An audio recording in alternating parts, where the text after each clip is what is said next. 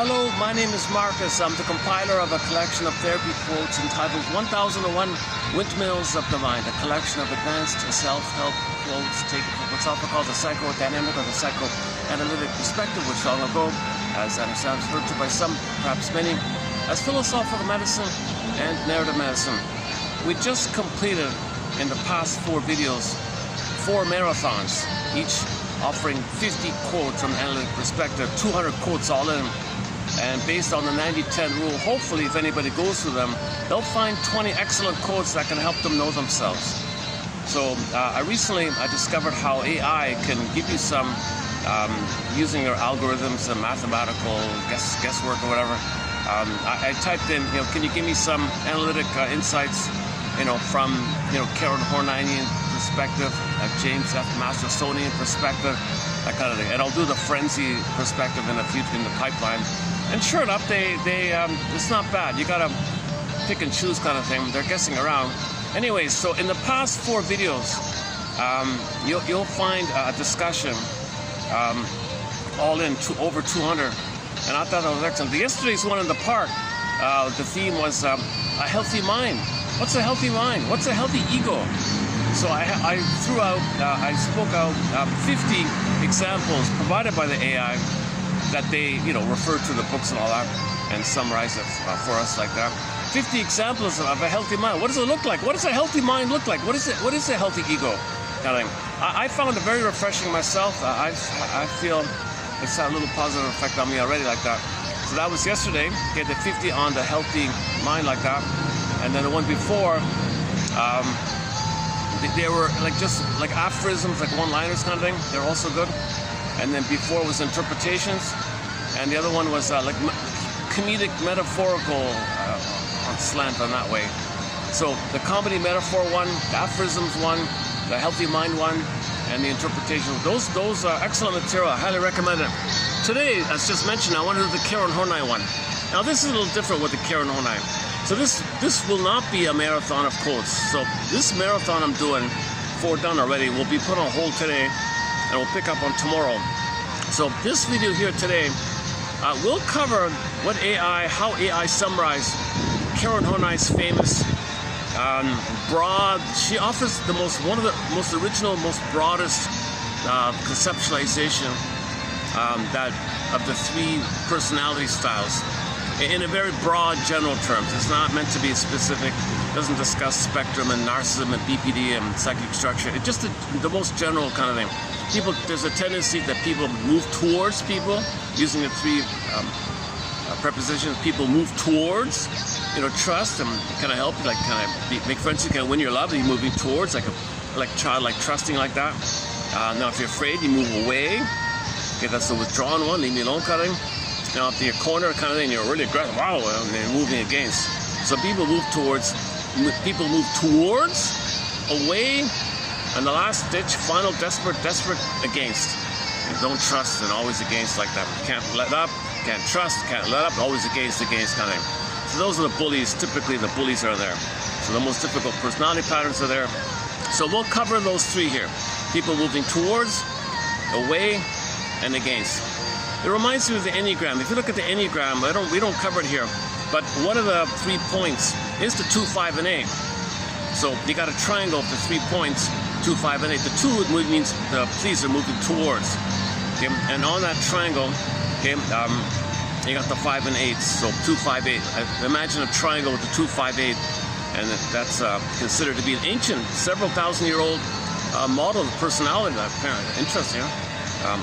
So the way they did it was, we all have all of them. We all have all 9 points, or if we just do the 2, 5, 8 for today, we have all 3. There just tends to be leaning towards one. Enneagram makes the point that if you feel stressed or safe, you move along the lines. So if let's say an 8, a bully, let's say, does feel kind of stressed. Let's say you feel very stressed, you might withdraw like a 5. You might become thorough. If he feels safe, if he feels like maybe you can trust and move towards the 2, right? And so on. Now, I'm basing the Enneagram on the traumatized personality patterns. The healthy types, we don't worry about it because the healthy types have all 9 in a healthy way, and that's great. Healthy people have a flexibility in all the healthy types. So we're not talking about that kind of thing. We're talking about attachment trauma, relational trauma, interpersonal trauma, developmental, strain trauma, ambient trauma, betrayal trauma, unique trauma, birth trauma, parental trauma, all these traumas that take place for the poor baby. The budding beauty freezes up his ability to feel real alive, his feminine, the anima, the soul, the feeling real alive quality, activation of the emotional body frozen. Pinnacle quality, emotional body goes flat. That's called flat affect, fear of your feelings. And it's the quality of our feelings. From this sense of self, this vital self, from the vital self, you get the quality of feelings. You get the embodiment, the golden ball. That's all frozen. Think about the Iron John story. The wild man, the embodiment, the golden ball, the radiance of sun-like feelings locked in a cage. So this, for women, it could be like Snow White in a coma, or men and women, but men might relate to the Iron John story, or Rapunzel in the tower, or the princess morphs into a bird and flies away. Snow White in a coma is a pretty familiar one, right? So Snow White kind of thing is personification in the dream world. So myths and fairy tales are dreams. You treat them like dreams. Okay, Alice in Wonderland, myths and fairy tales, dreams. So in the dream, in the psyche of a person, you got a representation, a personified image that represents the animated quality, the feeling real alive, the feminine, the feeling real alive, the sweet, inexhaustible fullness of being, the being, feel calm, feeling beautiful, budding beauty. This they call you feminine. Your feeling real alive, and your budding beauty, your emerging self. This quality, this energy of beingness, the energy of beingness, the princess. Okay, that's frozen. So Snow White's in a coma or locked away, etc. You know. So that's the issue. We want to get Snow White back, want to get Rapunzel back, and all these things. So we discussed that in our thread on psychological interpretive myths and fairy tales. Interesting thread that we have in our collection here. We discussed over a dozen of them. Recently, one of the ones by Robert Bly in his number 100 in the Grims. We'll talk about that one. He tells it in the audio tape. You can find easily male naivete. We did it with the interview. He was interviewed with some guy, and he told it during that interview. The Sudi brother one, yeah, we discussed that. Okay, so that's the issue, right? So the budding beauty, called the emerging self, feeling real alive in your body, like it's a body, right? It's meant to blossom and develop with you and stay with you, and you feel real alive. That's your vital self, your embodiment, gold, and you live from there. The quality of these feelings determines the quality of your life. Okay, I feel their friend, these primary feelings. And from the I, you got all the capacities. I feel empathy, and I can apologize, mutuality, know what my gifts are. I can feel joy because there's an I there. I can more losses. I can admit a loss because there's an I there. And you can the regular state, right?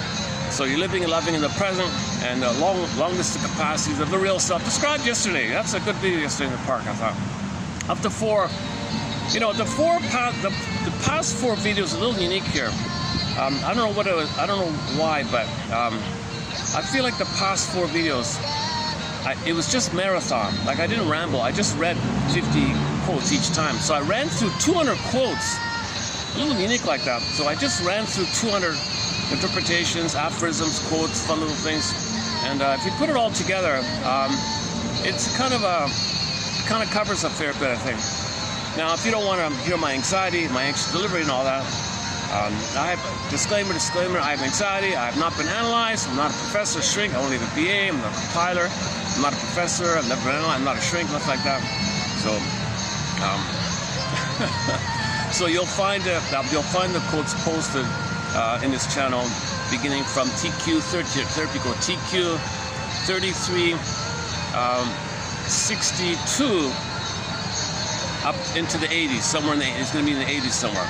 So start with 33, 62 in the channel here, unless it might possibly change, but it should be there. If not, look just around that area. Might be in the 50s or 70s, something like that. Sometimes the numbers change. Anyway, and then look for the next 20 pages.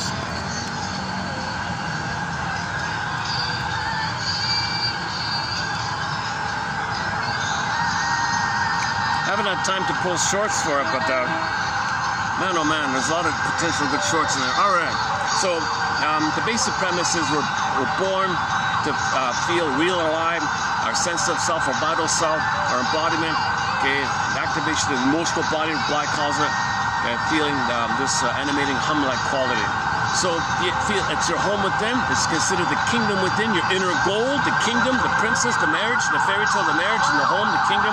The body means the sense of self. Sense of self is the kingdom within. Sense of self is the home within. Sense of self, the animating feelings. The feeling part has the princess, and you got a sense of self, marriage, kingdom, Penelope, Ithaca, Odyssey. So you want that natural state of it. If that's all frozen, if that's all suspended, okay, think about the frozen woolly mammoth, the block of ice suspended, like the mammal in the ice, just suspended. Whoa, well, that's on safekeeping. So you're putting your soul on hold, so to speak, waiting for it to come back. So you put it away, you exile it, called exiling. You exile the soul. You exile the soul. Go away, it's dangerous here. Mother's too dangerous, she's impaired. Not meaning the baby's needs here also.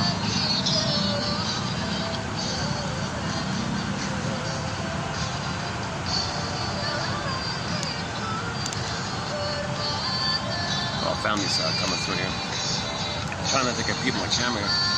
Okay, where are we? My fan's broken, so you'll see me sweating in this video. It's 40 with the heat factor, not much wind here. Okay, oh, did I scare them? Oh, scare them already. I got a little excited at that moment when they arrived. Maybe they freaked. Oh, what's this guy? Some guy shouting, get away. Come back. That's not too much. Yeah, you just see this. You just basically see this. Yeah, just some condos kind of thing.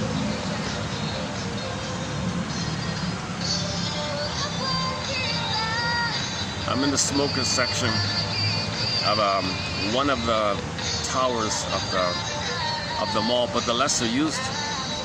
Well, one of the towers, and this section has a lot of the medical kind of dental, those kind of.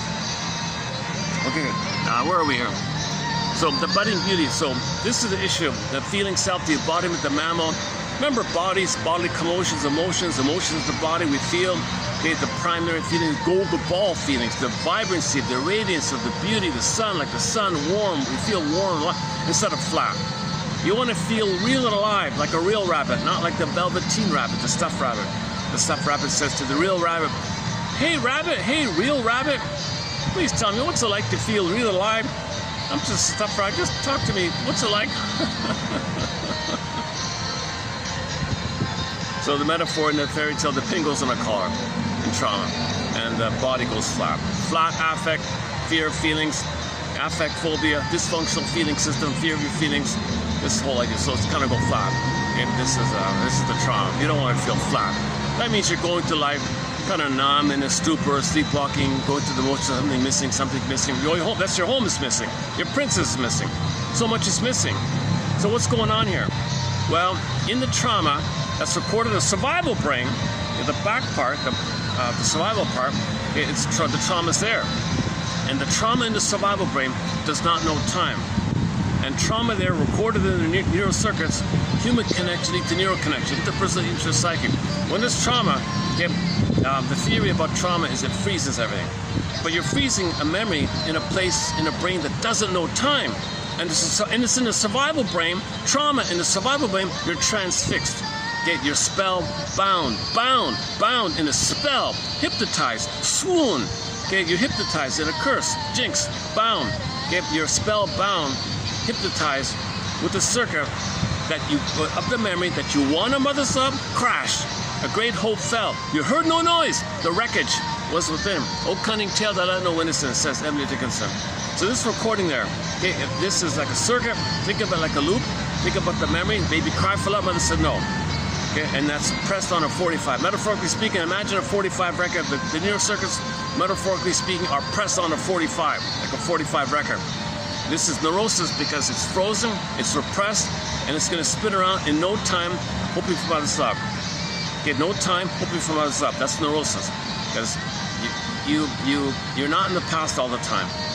But that part of the brain doesn't understand time. It's always in the past. The present is still the past.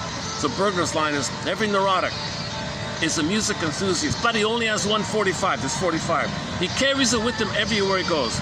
Every time he sees a turntable with never-ending fiery artery, says he reels up, he spins, he relives, he reacts, he creates, he symbolically recreates what's on the thing. The script, he follows the script. The present is a new edition, a recreation, a symbolic, mirage-like recreation of the past, hoping for a better past. Repetition compulsion is the hope to get a better path. Repetition compulsion is you want, driven by the pain, to get mother's love. Repetition compulsion means you want to get mother's love so you can connect and have a secure attachment. And when a baby has a secure attachment, he then goes through developmental process where his budding beauty can stay with him. And he can feel they're alive, and he goes through that kind of process, and it's all okay like that. And he can feel, and he has the capacity to live a love in the present, mutuality, companionship, and it's a different quality when you're living in the present like that. So that's what you're hoping for. The pain is you didn't get that. So what do babies do in their pain? Reach their mother. Well, all they know is they reach and it failed. Reach and it failed. Well, how do you do that after the nursery time? Well, you reach for, well, associations. Okay, cookies. Food is a big one. Food is in the unconscious, food is mother, right? Then later on you might vary it. You might broaden it, like food and drink and money is the main one. Money, material things, mother, right? So you search for whatever it is you're searching for. It's gonna fail. You're gonna be betrayed. Okay, mother betrayed you, mother failed you. You gotta repeat that. Reach, rejected, reach, rejected. Press on a 45. Reach, rejected, reach, rejected. Okay, cigarette, rejected. Cookie, rejected. Drink, rejected. Okay, pull the slot machine, money, rejected. Whatever you're doing, it's going to be rejected. You're just repeating the 45 loop. We don't remember, so keep repeating until we do it. Repetition compulsion.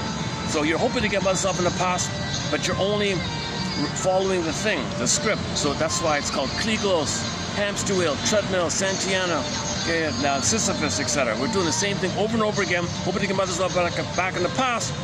And then theoretically, from the point of view of the unconscious, we can resume development. But there is time. We're not in the past, but the unconscious doesn't know time. Okay, this issue is called oral fixation, where the baby's primary dependency needs for a secure attachment style was unmet. Crash, you heard no noise. The record was with him, O cunning tail that let no wind ascend. Okay, a great hope fell. Okay, another one by Mystic is there's a pain so utter. Swallow substance up, your core stuff got swallowed, metaphorically speaking, in the crack in the earth, miscore, the soul, core of the person, vital core of the person, pulled down, swoon, crack, numb, Disney film, the character, sarcasm, anger. Anger is about the cry. Anger is the cry for mother's love. Anger is the cry for mother's love. It's like a sarcasm worker. I'm so angry in a sarcastic way. That just means he wants mother's love. So that's the swoon, you're numb, but you're angry, and this is the curse, like that. Oh, playing the song today, the second time to play the song here. If I play, I've never had this before. While I'm talking, I can play the song in the background and pull shorts, but if I stop talking and just play the song, it's copyrighted.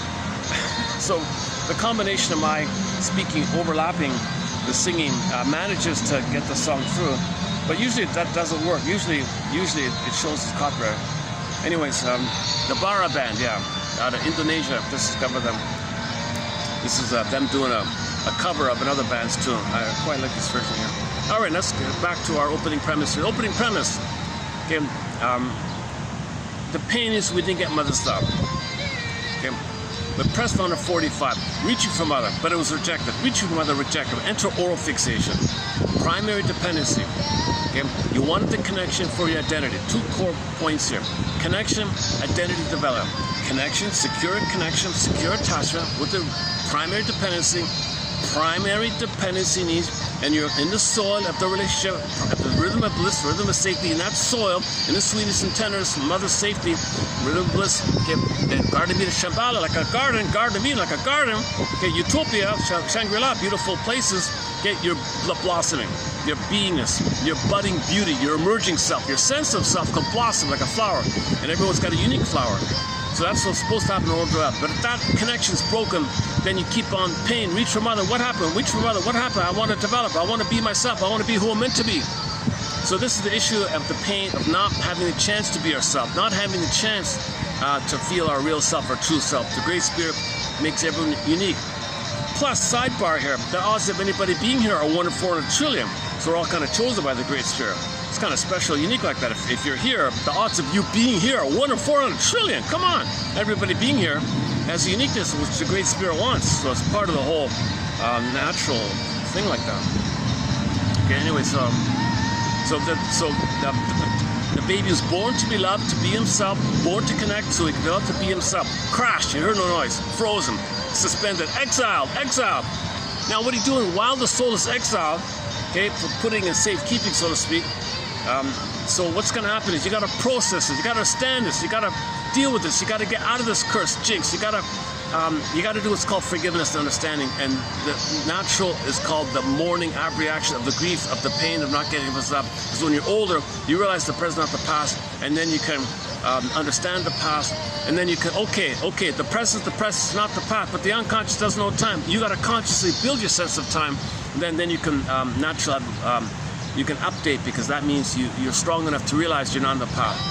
If you're too much pain, the pain makes you not realize you're in the present. The pain makes you realize you're always in the past. Danger, always in the past.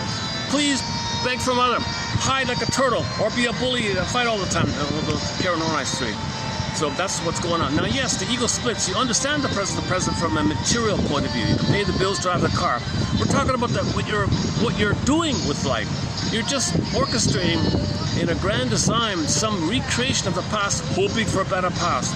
So although you understand the calendar, and you can drive a car, you can do your job, pay the bills and all that, what you're really after, what you're really doing is to ultimately, A, if you're not aware, get a better past from your childhood. B, if you are aware, then you can do the mourning and express your grief and reaction catharsis. In Disney film, the orbs rushed up. Okay, fairy tales, the phoenix, the firebird, rebirth motif, boarding, all these things like that. Psychological birth.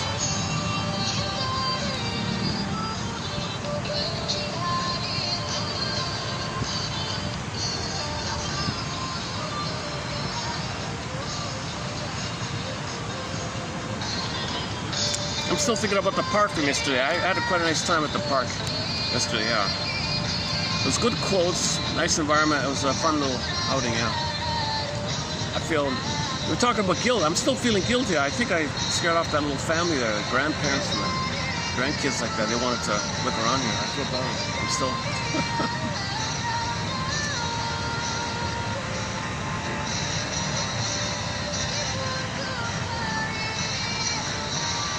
Or they're just very thoughtful. Don't interrupt the man's video or something, yeah.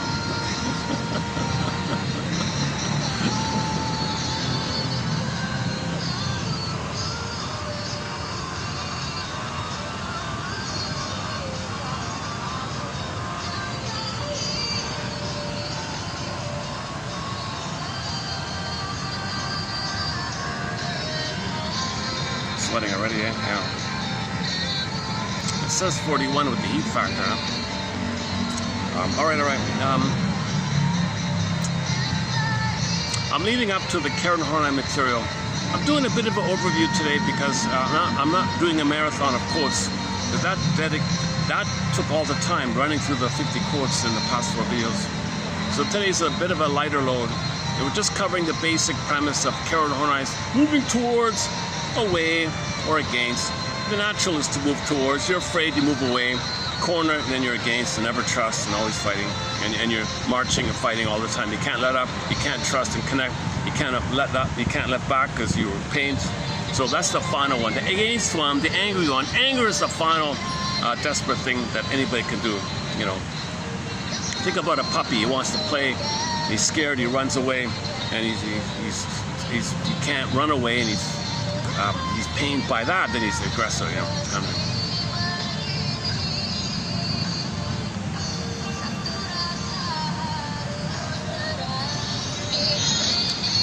The sad thing is some parents think they want their kids to be against, because the kids, some mothers use their children as proxies to them because they want to rebel against their issues. Yeah, let's not get into it. Lucy Holmes has a theory about why some mothers want their sons to be against others, because they're against their mother. The daughter is against their mother. They want the son to be proxy to them. Fight for my mother for me, please. So some mothers see the world as their mother. Hey, son, be a proxy to me and fight with the world, because that's me fighting for my mother. So we live mainly in a matriarch, not a patriarch. Most men, really, her theory is are just pawns of the mothers. Yes, men have the muscles, but women create all this. So the healing, the turnaround will be when mothers love their daughters. When mothers forgive their mothers for what happened and said what happened, then they love their kids, their daughters. Daughters grow up, then they love both, then Aquarius, Kumbaya, and all that. So we're kind of confused. Like neurosis is a detour from ourselves, right? So we're considered to be in a detour. Neurosis is kind of a detour. So you want to blossom, everything's frozen, bend yourself in a pretzel, pain, okay, kind of a detour, then you got to unravel and resume development time. So we're kind of considered to be in a detour mode. Homo traumicus. Okay, let's let me think here. Where are we here?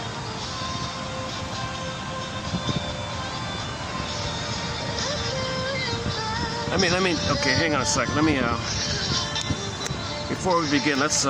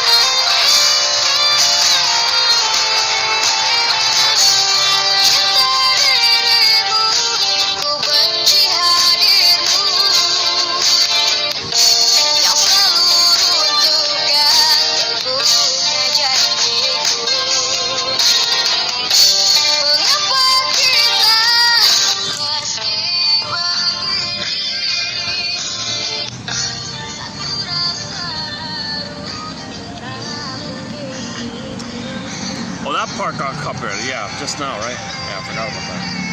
Okay, now we're back, okay, right? Yeah. Okay, so let's, let me put a ribbon on the opening here. So, the budding beauty is suspended. Okay, got a circuit repeating. Now, this repeating idea, okay, the key point about this repeating idea is that the child internalizes what he believes mother's saying about him. The pain makes him think, he concludes, because he's in pain, he's being punished, he's defective, bad. The baby concludes he's bad because the baby would rather believe he's bad, defective, and guilt due in a world where there's a good world. Mother loves him. So he says that he's bad, mother's good. It's called the fantasy bond. That's the coping strategy called the moral defense. Okay, the mother hurting him, okay, he splits off, denies. Internalizes that by interjecting the voice he thinks mother's saying, but you don't want to. Mother, see, the mother's in pain herself, so she's not present. I need babies because the present for her is still the past. Mother's still better pass on her end. Not most of the middle of the present. She's so blind to the kid. Baby's not feel seen, needs not met, enraged at this.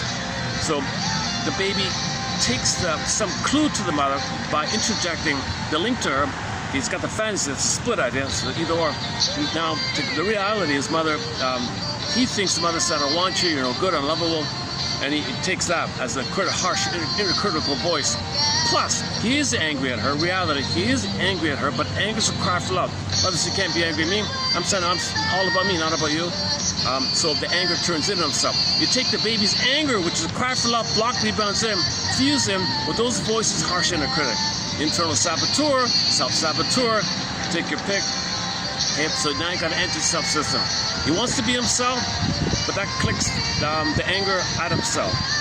So now he's kind of frozen in this thing. The anger at himself, okay, the anger at himself is painful. So the trick is he's going to pleasurize it.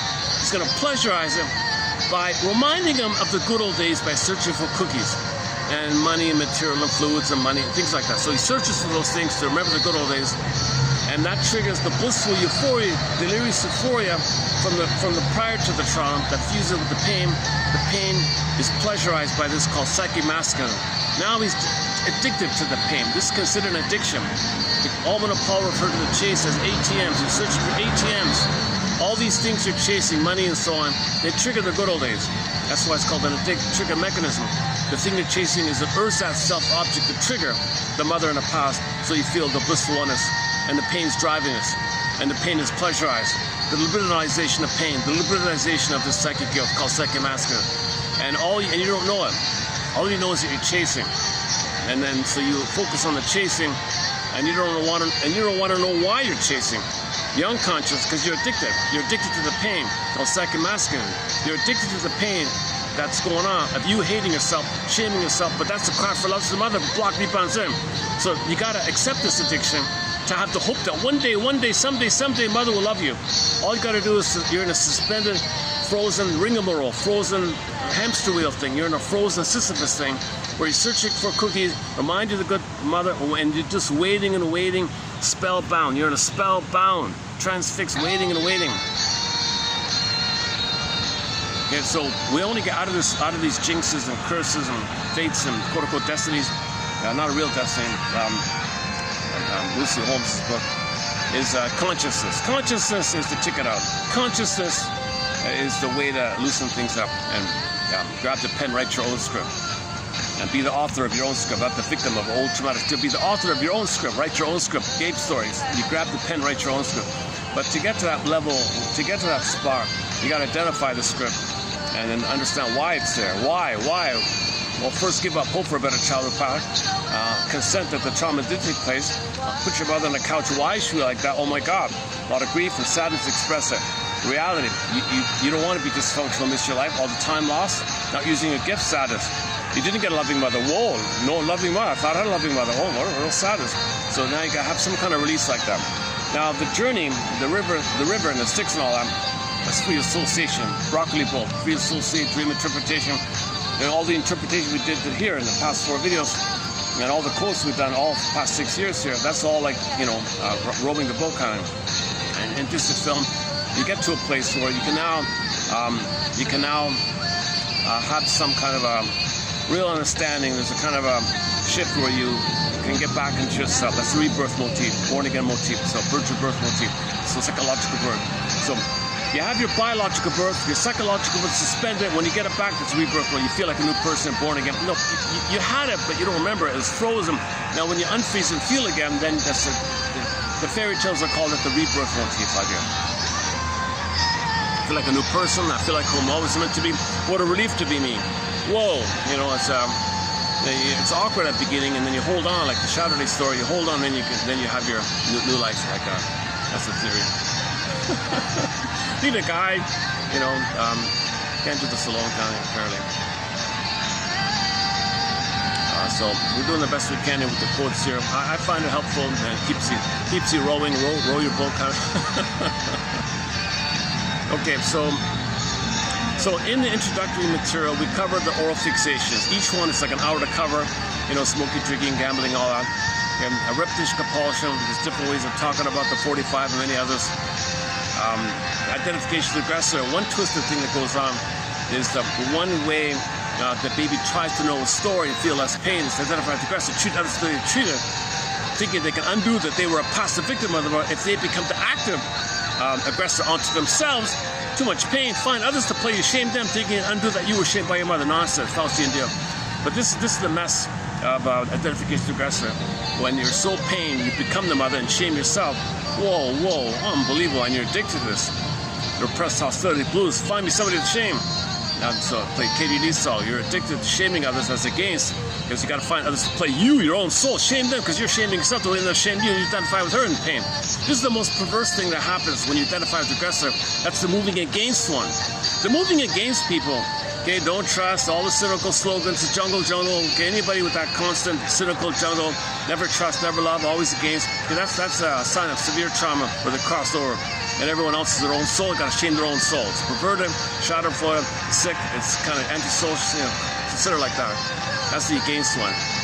And that's the final, most desperate thing a child has to do. Sometimes it's confusing because synthetically, superficially, they're so like a bull taking charge. Is that a leader? You think, are they being like a leader? And then you think, you might want to be more assertive. So you confuse this aggressiveness as leadership. So, no, this hate is not leadership. It's a colicky, screaming, rageful, fury baby. Just imagine a baby throwing things. It's not that. It's organized, but it's still underneath the same like that. It's not leadership like that. Now, again, healthy people have leadership qualities. So in the Enneagram, all those 9 points, the healthy person has all those 9 points, including all the 9, right?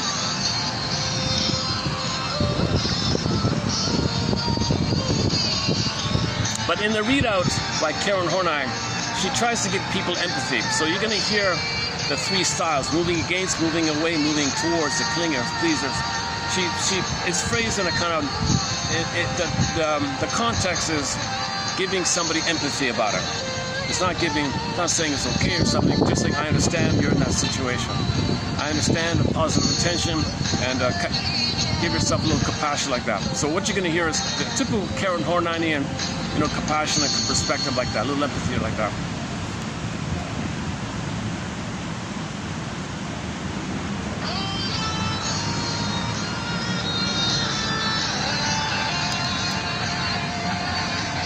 Maybe we should start with the bully one, the moving against, right? Okay, let's do that then.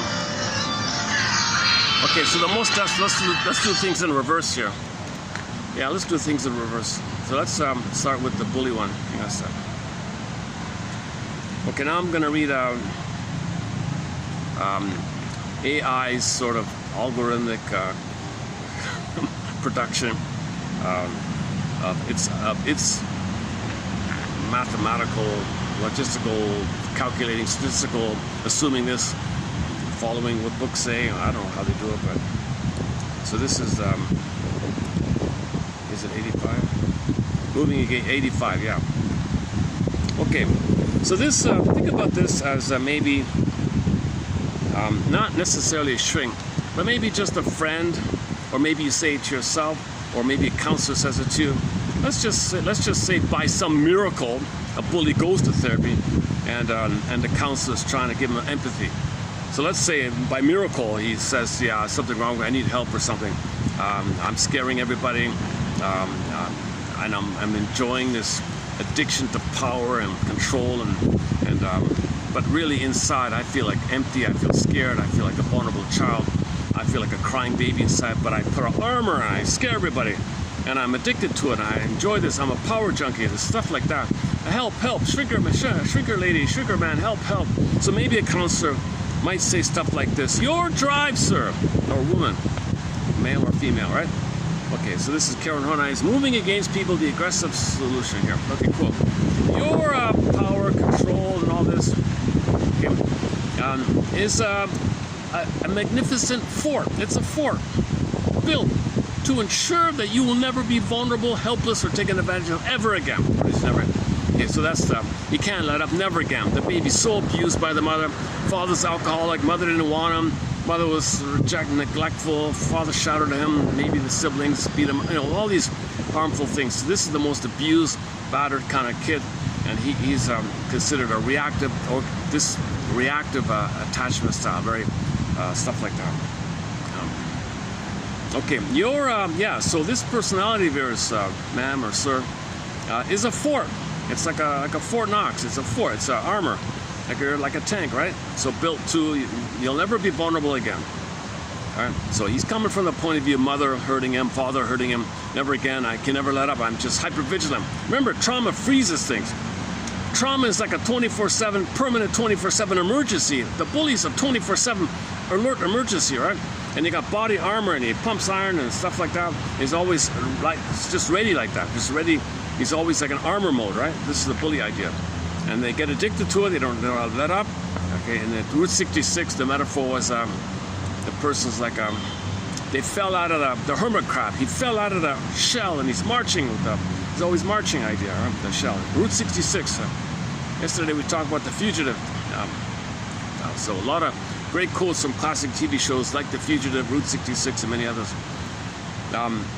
to ensure that you'll never be vulnerable, helpless, or taken advantage of again. When you feel a desperate need to control every detail of your environment, okay, so they're very bossy, right? And the actions of those around you, let us look upon that urgency with love. Let's look at the positive intention here. Let's look at this in a positive light here, like why you're doing this, right? It is the voice of a child who learned the hard way that when things get chaotic, people get hurt. Control is your armor against this chaos.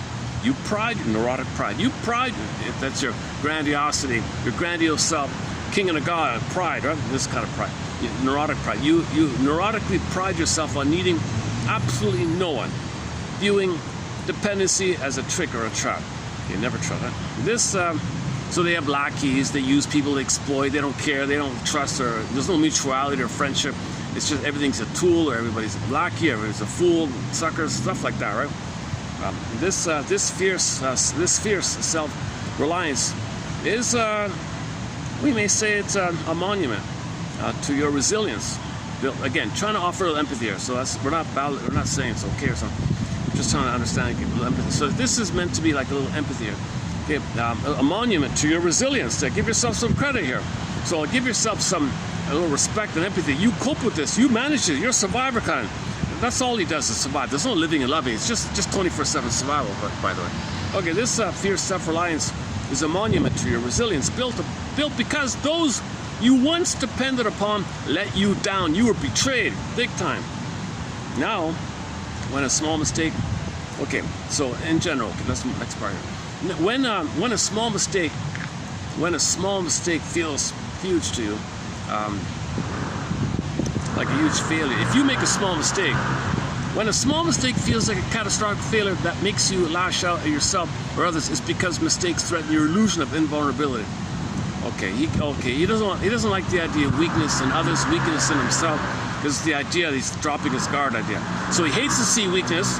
That's what he feels inside. He hates it. Armor. I don't want to see it. They hate weakness, right? They don't want to see so they make a mistake. Weak. Oh my God! Panic. See others. Oh, I gotta panic. So these bullies hate weakness and vulnerability, right? All the time. This is the issue here.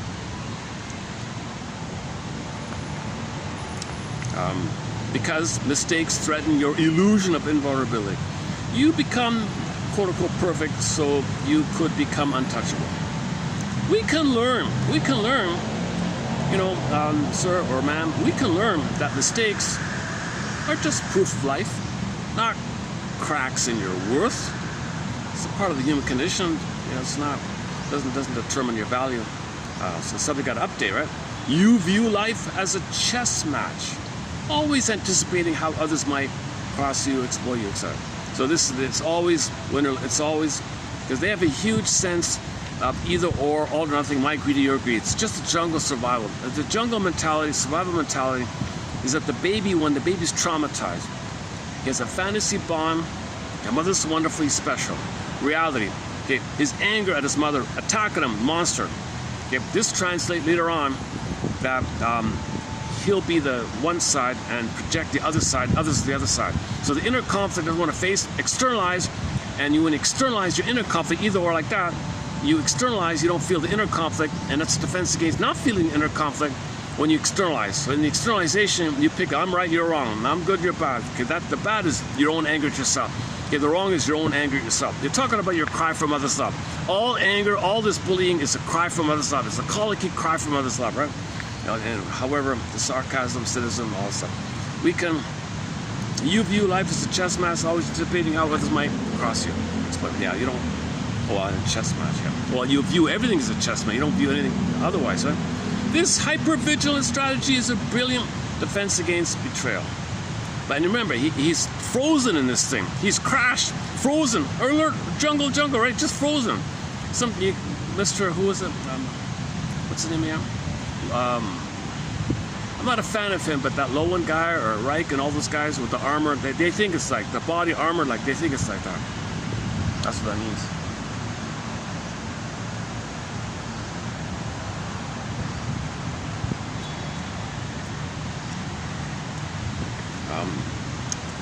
Okay, your high standards to everyone around you can feel harsh. Yeah, you demand too much from lackeys You want perfect mirroring, and you don't want a total control. So everything's harsh like that. But underneath that harshness is a profound anxiety that if things let up, you will fall apart. Yeah. So this is you see, this defensive thing.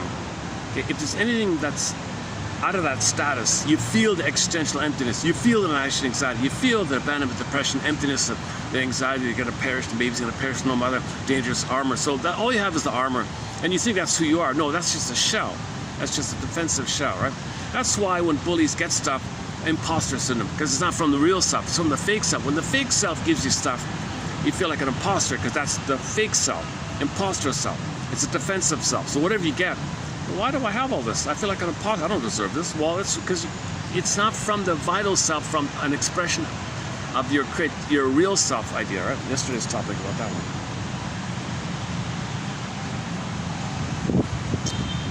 You find it incredibly difficult to admit that you were wrong. Yeah, they can't apologize. No way. Their slogan: never admit you're wrong. Never show vulnerability. Never make a mistake. Never wrong. I'm always right. This is your fault. I'm never. They're coming from a point of view. Think about a baby, okay, who breaks something valuable in the home. Is the baby going to say emotionally that he understands that he did something wrong, that he should apologize? The baby's not there yet. They don't have that thing. If the 4-month-old baby hits his brother in the sandbox, who's also, I don't know, a twin, for also 4 months, he doesn't understand the feelings. He's crying, did I do that? I don't get it. It's his problem. No, I didn't do that. That's my problem. Not your problem, not my problem. Don't you see that your behavior did it? I don't see it. My behavior caused that. He's upset. Something about me. No, I'm entitled. I'm a king. I did nothing wrong. Armor. Baby's not in that kind of place. They're not in that. They're emotionally they're frozen early on, right? So that's why they don't feel that they're not able to apologize, because there's no I to do so.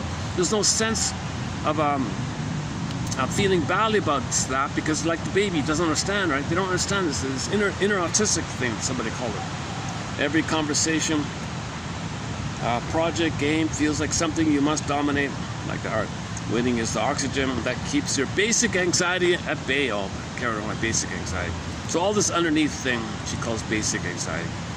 When you feel a flash of irritation or contempt toward people who are vulnerable, okay, or helpless, you are naturally looking at the parts of yourself that you had to exile to survive. So called projection. The things they hate, weak, taboo and tenderness, taboo and vulnerability, taboo somebody's weak or in pain. Oh, they hate it big time, because they can't see it in this. They don't want to admit it in themselves. That's exactly what we're talking about here. Right? Anger is your immediate go-to emotion because it feels powerful and active. So there's the adrenaline addiction, and then narcissistic pride.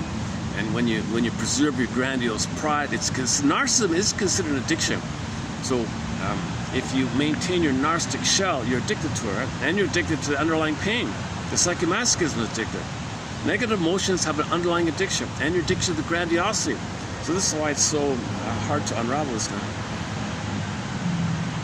Whereas, okay, your anger functions for you like a bodyguard. Let us thank the bodyguard for its service, and see if it can step aside so we can comfort the crying child behind it. No way, man. No way, crying child. No, I don't want. So play the song. Get over it. There's a song about child abuse. Get over it. Get over it. Your inner child. I'm gonna hit your inner child. Oh my God! I can't believe it's a big hit, right? That's a good example of the bully attitude. Vulnerability. You're complaining. Okay, maybe I'm exaggerating. He's talking about, I don't want to hear your complaints. Your inner child. He says he wants to hit your inner child. It's so sad, that song, right? It's called Get Over It. Yeah. That slogan, Get Over It, is a good example of this.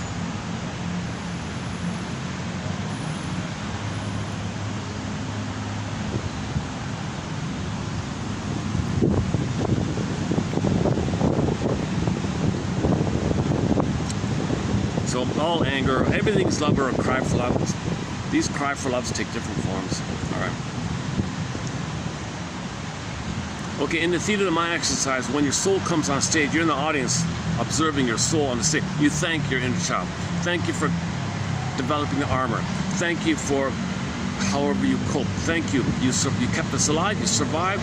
Thank you. Good job. I love it. A problem is your unconscious thinks something worse would happen if it doesn't do it. And it doesn't know time, and all time is that time. You on the conscious side says, you know, okay, it's now, but you can't convince the unconscious like that.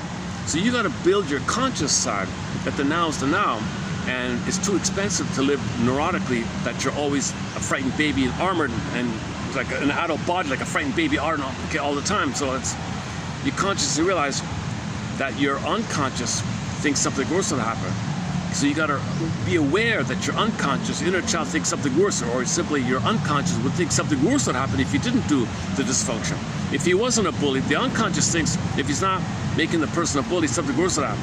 But consciously you realize life is passing you by, you're not enjoying anything other than adrenaline and fear and anger and you know, addiction and anger, addiction to power like that. So you want something more. This is the midlife thing where you do memory reconsolidation theory, try to update, things like that. So,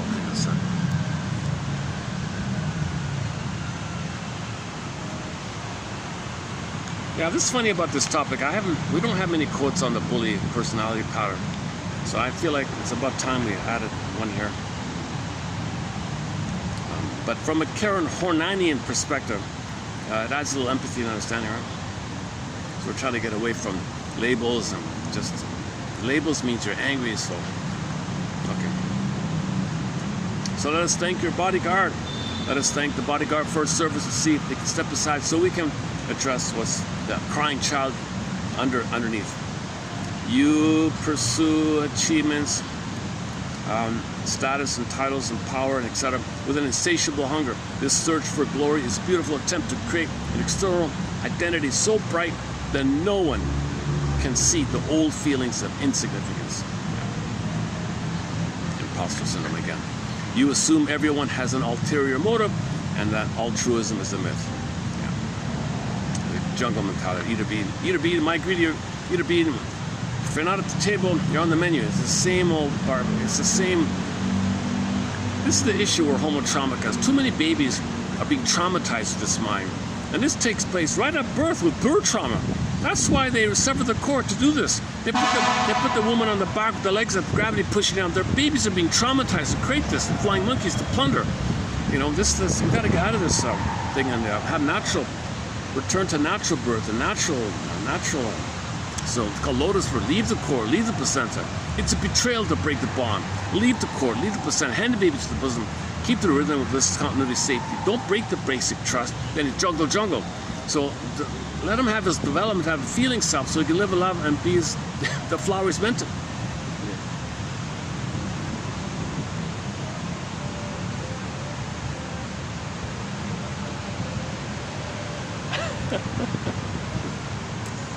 It's nice seeing the birds around you. That's the Javanese dove. I found it. Got the name of it.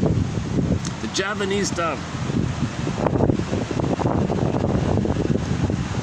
The blue beak and blue feet, the grayish feathers on the surface, but he flies underneath. It's black and white underneath. From the Java area. Oh, and the music's from Java. Oh, the music's from. Oh, I turned it off. The music's from Indonesia too. Yeah.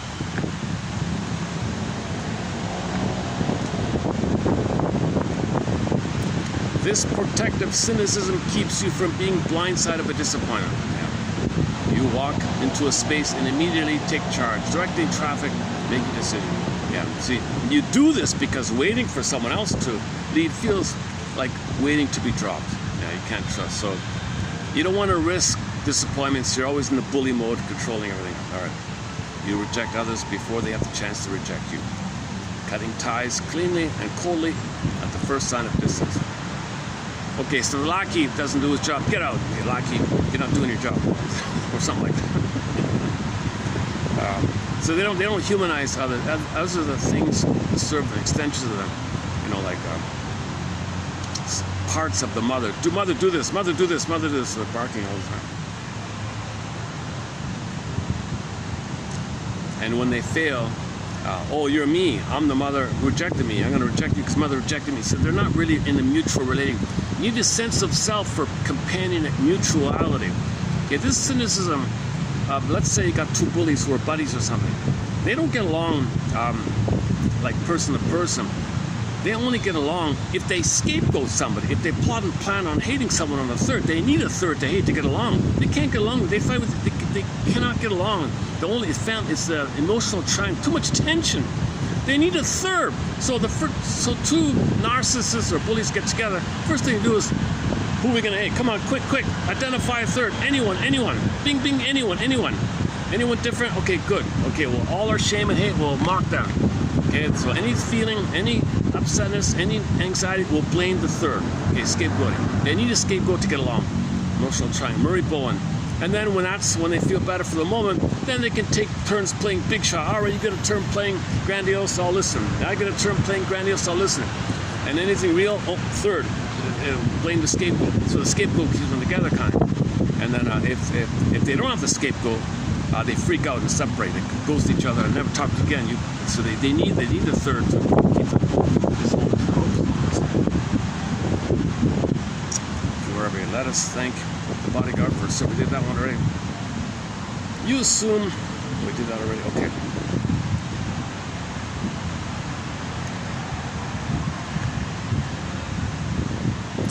You fill your schedule. Okay, they're manic. They tend to be not very aggressive, manic people. You fill your schedule to the absolute brim, treating rest as a sign of laziness or defeat. Yeah, bullies are pretty much on the go all the time, like the bulls, right? This restlessness, motion, keeps you ahead of the quiet anxieties that chase you when you stop. Yeah, the moment you stop, the feelings bubble up. No, manic, go. So the manic, hypomania, hyperactivity, keeping you busy buries the feelings. A good image for the back to Route 66, Vicky, played by Julie Newmar, episode called "How Much Is a Pound of Albatross?" So she was manic because she experienced a sadness, a loss in her family. She got on a motorbike, buzzing down the highway, and then she said later on to her friend, "I was manic and busy because it felt like to me that behind me on the motorbike, there was my grief on another motorbike trying to catch up with me. I didn't want my feelings to catch up with me. I couldn't let up. I couldn't slow down. I had to go faster. And keep trying to catch up with me." It's a manic idea. So bullies are manic all the time.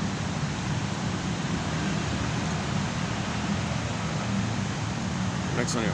This restless motion keeps you ahead of the quiet anxieties that chase you when you stop. All right. Your boundaries are built like stone walls with spikes on top. Yeah. You tell your story of hardship. Oh, if he does tell a story about himself, you tell your story of hardship with a cold, triumphant pride. Yeah, so I got it. Okay, revenge, right? Emphasizing how it made you tough. It did make you tough, and that's worth honoring, she says. But or AI mimicking a Karen Hornian perspective, I guess. It did make you tough, and that is worth honoring. But it also hurt you deeply. You are allowed to mourn the childhood you lost, not just celebrate surviving it. Not just celebrate surviving. That's all you do. I survive. I celebrate. Okay, that's one thing, but you got to identify. You didn't get a loving mother. You were betrayed. You were hurt. And can you get to that ability to do that? And then your feelings come back, rebirthing, sense of calm down, and you have a sense of self. And everything's different when you have a sense of rebirth. You feel like a new person. Where was this person all along? Is this what it means to? Oh, I see. I feel good inside. Not like a. It's not against somebody. It's you have your home within, the kingdom within, the golden ball within, the feminine within, the intermarriage within, the feminine, the moon. You have the moon. You have the moon. The moon is the sweet, inexhaustible fullness of being. Bullies don't have any sense of being. They're just aggressive because they don't have this sense of inner life. They don't have inner life. It's empty or call. All right, next one. You push people's buttons. Yeah, they're provocative bullies. They love fighting all the time. That's drama. You push people's buttons, create arguments, or create drama unconsciously to reaffirm your script that everyone betrays you, you can't be trusted. So behave in a way The drives, I told you they can't be trusted. But you created all this, oh, I'm just making sure, I'm just confirming it. Yeah, but if you do that, it's going to happen. Self-fulfilling prophecy. You feel most alive when you are overcoming an obstacle, defeating an opponent, or mastering a difficult system. Yeah, okay. So they only feel alive when they're bullying and charging like a bull, whatever. Otherwise, oh boy, right? They have to feel the inner life. They don't want to feel the inner life. It's not feeling alive. It's a pseudo aliveness. It's being addicted. It's not running around as like the runner's high is not feeling alive. I feel so alive. No, you're addicted to the euphoria of disassociation. It's a different aliveness. The true aliveness is feeling real alive in the body. The moon was in.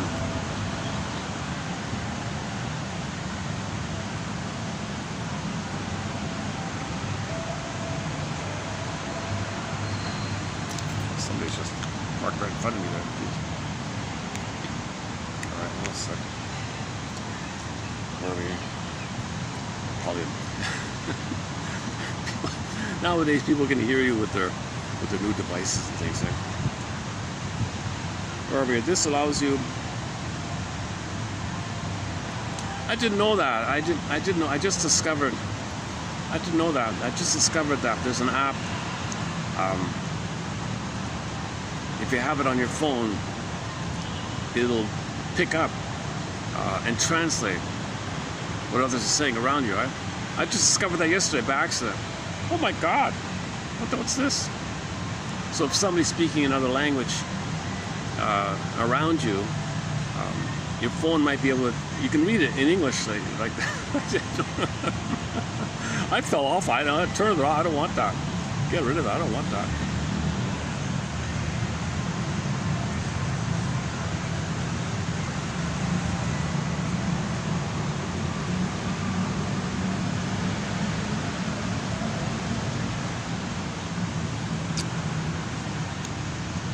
That implies invasion of boundaries. Like your mother was always wanting to control you. Maybe like, well, what do you think? And maybe the mother's too clingy and demanding on the kid to keep the fusion.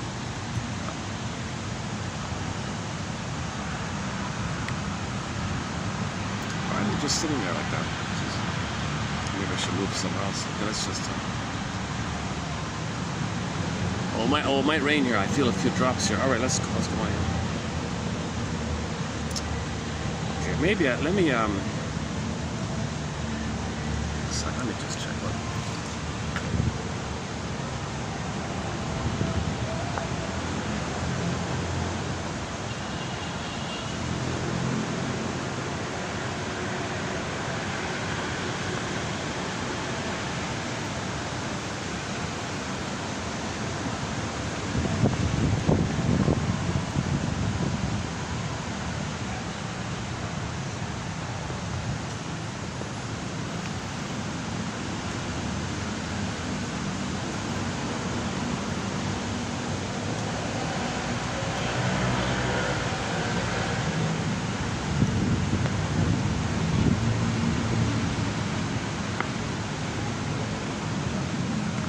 Let me play the main hit by the band, the Bara band from Indonesia. This one here. Hampir Food Sasa, something like that. Yeah, I'm gonna change my chair here. Hold a second.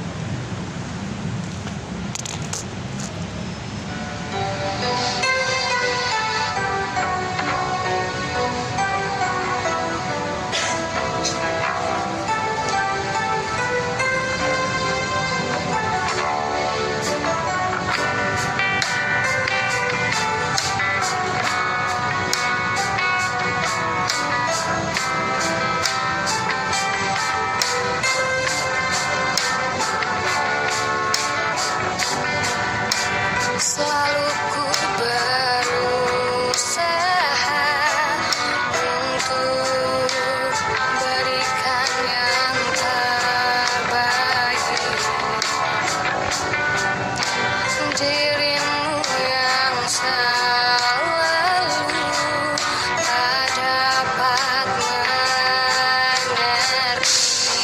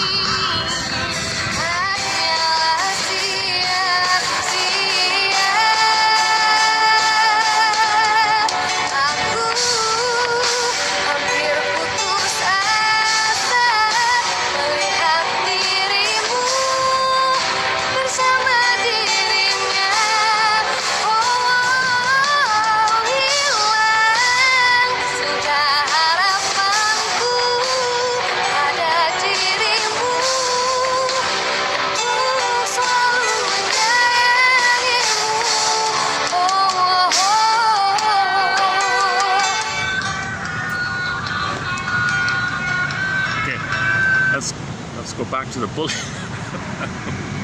Back to the bully topic here. Moving against people. Oh my God. Jesus Christ. That's not natural. Human family, earth family. Against, that's a perversion. That's a problem. This issue.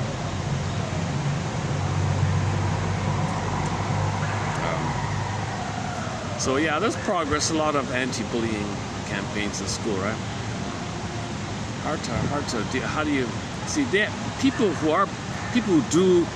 are possessed by this against mentality. You see, the more you're against it, the more they can't let. They themselves need to be aware of the high cost, but they don't care. What cost? I don't care. They it's like they got nothing to lose on it. They're in that kind of mind, right? So others just have to dodge them or be understand. I'm not sure it's a constant issue with this problem. John thinks you should just give them oxytocin. I think it was just being a little. He was half serious, half joking. I'll just give him oxytocin. Oh my God. Yeah. That doesn't solve it, right? All right. He said if a woman is a bully, maybe you should give her oxytocin, at least for the baby, like so that she can bond like that. I don't know. Okay, buttons. Did we do this provocative one?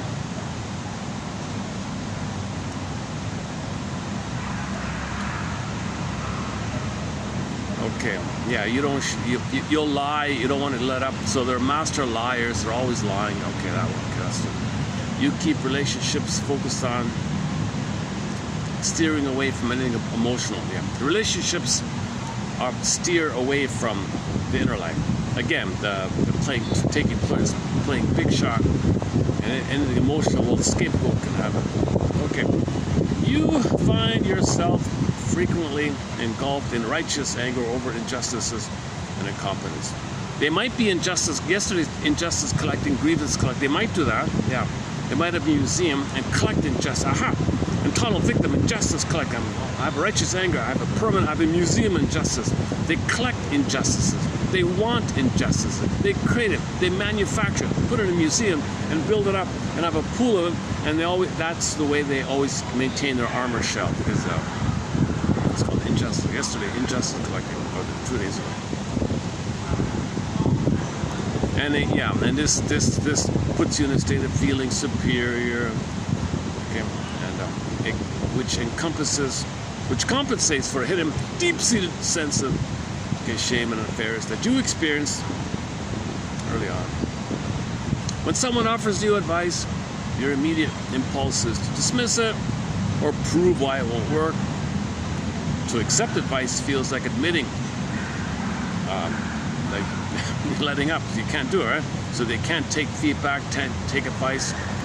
They use everything as an excuse to argue with you. Okay, when you do something, when you do share something personal, it's carefully curated. It's a past struggle that you have already conquered and repackaged beautifully.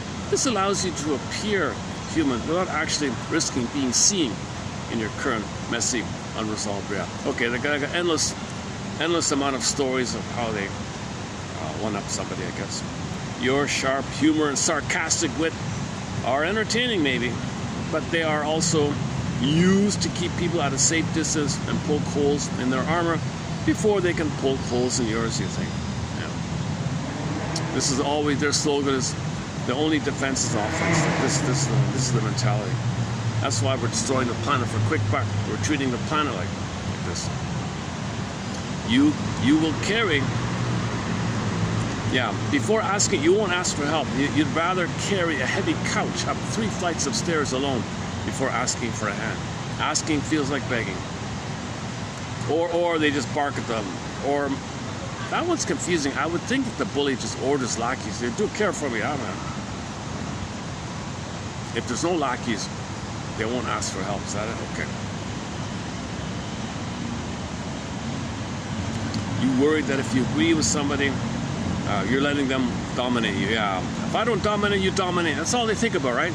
They don't understand mutuality, companionship, unless it's based on scapegoating. They might be equal only if they're equal in scapegoating something. Like if they're going to plunder a place, well, we'll be equal that will cooperate to plunder a place and divide the spoil like that. But they depend on plundering to be quote unquote superficially equal on the agenda that someone is being hurt by this, somebody's expense. So all the humor and activities that against and the people rally around this, that's their only sense of equality, I guess. If they can only be equal to each other, if somebody is going to be shamed, then they can be equal, because they can both project their shame self onto the scapegoat. So person A, bully A, okay, C is shame. Person bully C, yeah, C is shame. So person C holds the shame for both A and B. So they feel a little equal in that sense, but that depends on the scapegoating phenomenon. So for example, if a father and mother are like this, the scapegoated kid, he's keeping them together. Many kids who are scapegoated actually keep the parents together because of this. Because if the kid weren't around, if the parents would fight and divorce. These scapegoated kids often keep their parents together. If they weren't around, the parents would look at each other and there's no way they could tolerate each other. They fight and they break up like that. So.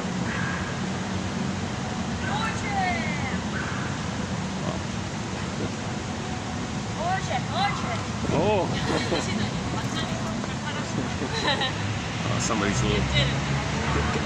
Can I get your dog on the camera? Can I take a photo of your dog? Oh, sorry. Is it okay? No, it's okay. Okay.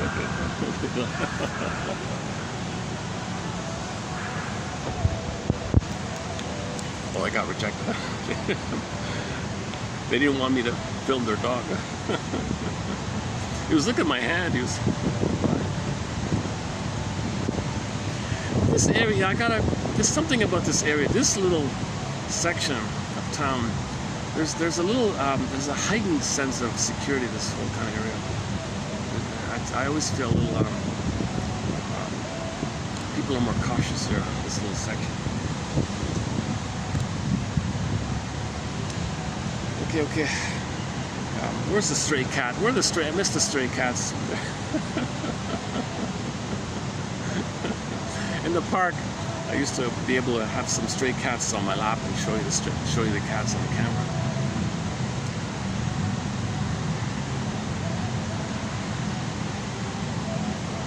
Okay, next one here. Oh, we did the heavy couch one. All right.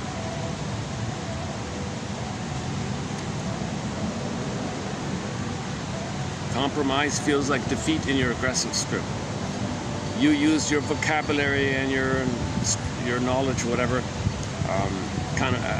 it's always in against mode, right? So whatever PhD they have, it's just in the service of the against, right? All right. I see your resources like this. Let us remember, says the council, let us remember that hearts cannot be debated into loving or staying.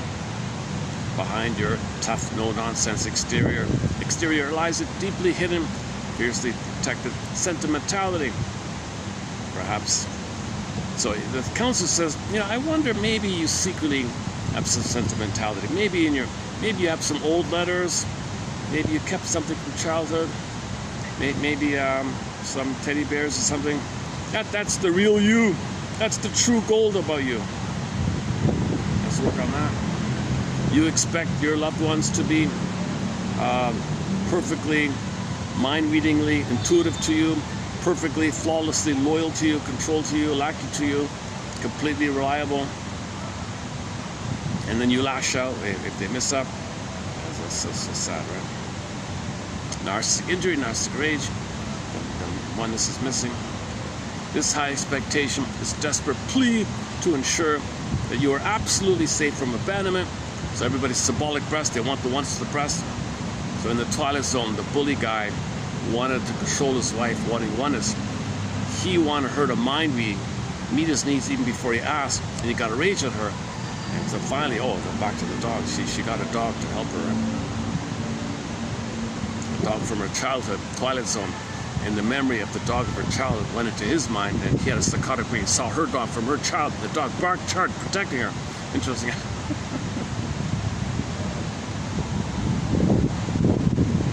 Yeah, that little moment where I showed a little like a little vulnerability, right? Can I like photo your dog or something? It was like it was an against moment, right? That attitude by the mother and the kid, the mother and the daughter. Was it a mother and daughter thing? I don't know who you are, but you're asking for something. I want the power to say no, or something. But what's she telling the kid though? Like, what's she telling the kid like that?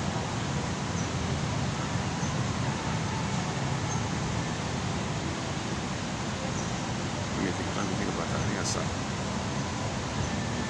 Okay, this is it's back to this atmosphere. See, in the park, people are friendly. Oh, sure, of course. That's the first time I've had that kind of cold, like, oh no, I can't. So if I feel slightly triggered, okay, by the rejection, let's say, okay, there's still a lingering memory that something I wanted, I was rejected, right? Like when you ask and you're rejected and you feel a little bad about it or shame about it, that's triggering some old shame from childhood, but you don't know. So I did this little thing so I can know that I felt shame as a child. I can feel and access and make the inference and know that I felt some shame in my childhood if I wanted to know this. So I maybe unconsciously, I gotta face this. So how do I face? Well, you recreate a thing, okay? So I can know that I felt shame as a child, right? So I feel a little relief by that. So we repeat trying to get our story. So as a child, I asked and rejected, said no. So here it was there. Can I put your dog on the camera? No. So I felt a twinge like that, right? So we recreate the 45 to know what happened in the childhood. So it's not about them. They have their reasons. Who cares? Okay, it's just a trivial thing. I had a preference, you know, but I thought it might be fun to get the cute little dog on the camera. But she's protecting. She's overprotective or something. Yeah, she does seem like a very controlling, overprotective person.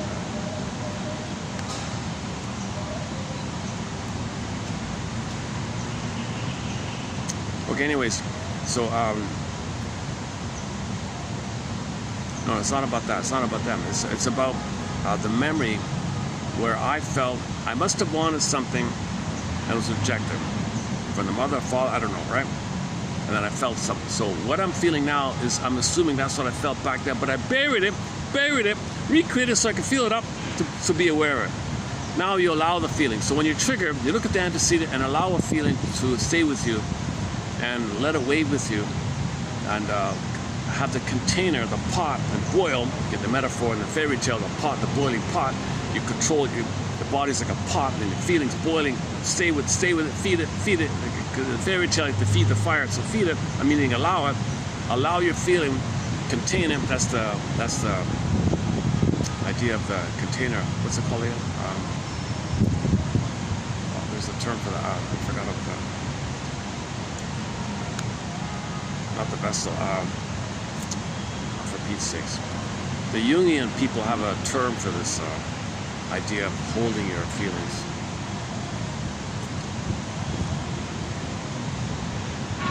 Okay, where are we here? Maybe doing this on camera. That doesn't work.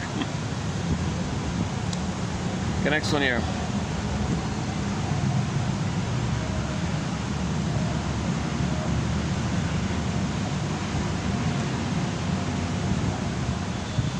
Okay, same kind of thing. Your demeanor is always unyielding, as if you're always hyper. Okay, again more about the hypervigilance. This protective stance has kept you unbroken through many storms. All right.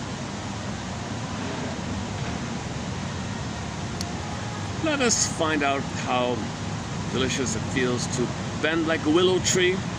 So the therapist is saying, you know, sometimes it's good to, you know, be like water, be like bamboo, be like a willow tree, instead of the constant. So it may be a little more flexibility. Yeah, let us slide, just dodge, let it go. Oh, that was fun. So This protective stance has kept you unbroken for any time.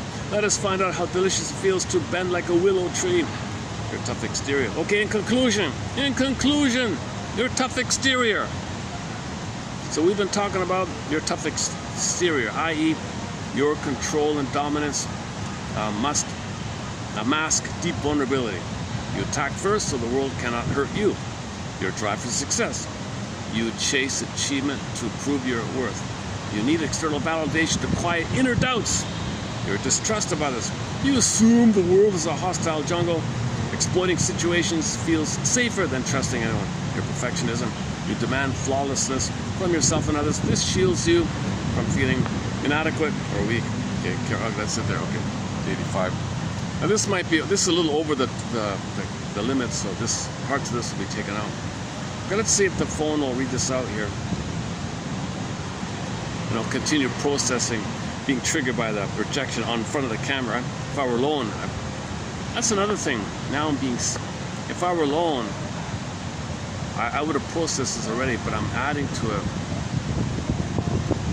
because maybe I'm failing in processing in front of the camera. So maybe I'm trying to show my ability to process my trigger.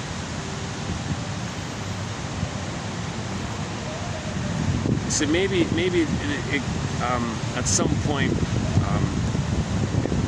it leads to something deeper. So I'm limited like that right now. Okay, let's read this out here. Hopefully it'll read out. Oh, I just discovered something this morning. This thing with the word, it's not reliable with the readout. I just found out there's various free readout things. Let's see if I can find it.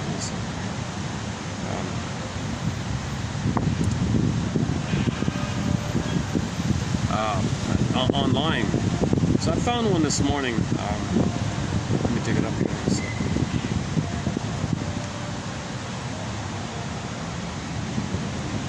Where is it?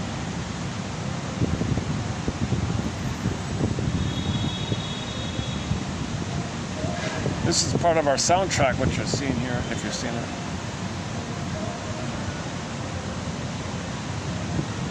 Oh yeah, here we go. Yeah, moving against. Okay, this is what I read out. It's about 6 minutes long. Let's let the free reader read this out here.